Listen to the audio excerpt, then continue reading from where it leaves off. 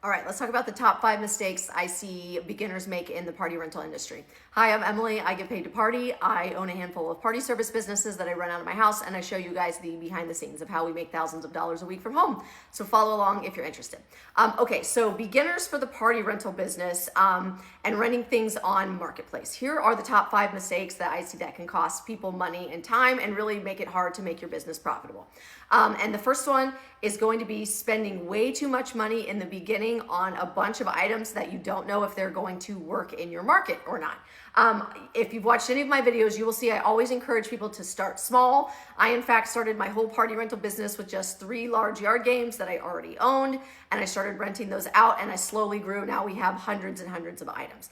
But you don't want to go buy a bunch of items, especially if you have a limited startup budget, on things that you don't know if they're going to rent out in your market or not.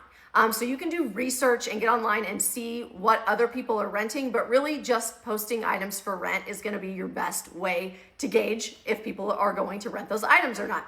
And so I personally think it's safer to start with items that tend to be more universal and more popular everywhere. And that's going to be things like tables and chairs. People always need to rent those. Snack machines, those are items that people will rent for parties that they're typically not going to buy and store for themselves. Large yard games, that's what we started with here in Phoenix. And those are very popular here in Phoenix, but they're not popular everywhere because it depends on population and climate and that sort of thing. Another one would be, for us, would be Nerf wars. Those packages are really popular, but again, may not be popular everywhere. So start small, don't spend a ton of money, buy some of the more traditional items that rent out kind of everywhere. And then if you have like fun, crazy ideas, post those items for rent before you have them and see if there's any interest before you spend a bunch of money. Because nothing will limit a business in the beginning is if you put a bunch of money out there, especially that you don't really have, on items that are just gonna sit and take up space. So that's number 1. Number 2 is going to be not protecting yourself and your rental items and equipment. And by that, I mean that there are 3 things that I recommend everybody does to make sure that your items get returned and they get returned in good condition, or that you get money from the customer if they're not, to replace your items. And that is that you're gonna charge every customer a security deposit. You're gonna have every customer sign a rental contract, and one of the main stipulations in that contract is that if the items are returned damaged or destroyed or not returned at all, I can access your credit card on file that we are storing to replace or repair those items. And then the third thing is obviously storing that credit card on file.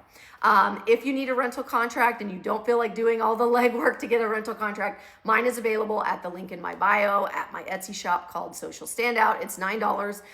You can just use it as a guide, or you can use the full template and just use it as your own. But either way, you need to do those 3 things to protect yourself to make sure you're getting your rental items back in good condition. The third mistake I see is not charging enough. Now, listen, I rent on Facebook Marketplace and I am the cheapest, most affordable pricing around. People tell me that all the time. I know I am. I priced it that way on purpose. But I will still have people that will be like, oh, I want to rent like yard games and a snack machine and tables and chairs. Will you give me a bundle discount? And that's fine to ask because a lot of companies do that. And I used to do it in the beginning, but I do not anymore. And I simply tell people, I am already the cheapest around. I can't give any more discounts because it's just not worth it for me, that I'm not making enough money. I've never had a customer that's like, never mind, I'm gonna go with someone else, because I am the cheapest around. So it's okay to set pricing that you can make money on. Also, I have a minimum because I'm not going to just let someone order like a large yard game for me that's $15. That's not worth it for me to do all the billing, to invoice you, to send the rental contract, to schedule a pickup time. $15 for me is not worth it. I have a rental minimum, which is $25, and I know that's not a lot more, but most people typically spend much more over that. But that kind of weeds out people wanting like one small item they want to spend like 15, 20 bucks on. I'm like, hey, I have a rental minimum and I stick to that because otherwise it's not worth it. Number 4 is going to be bending like your rules and policies to appease customers.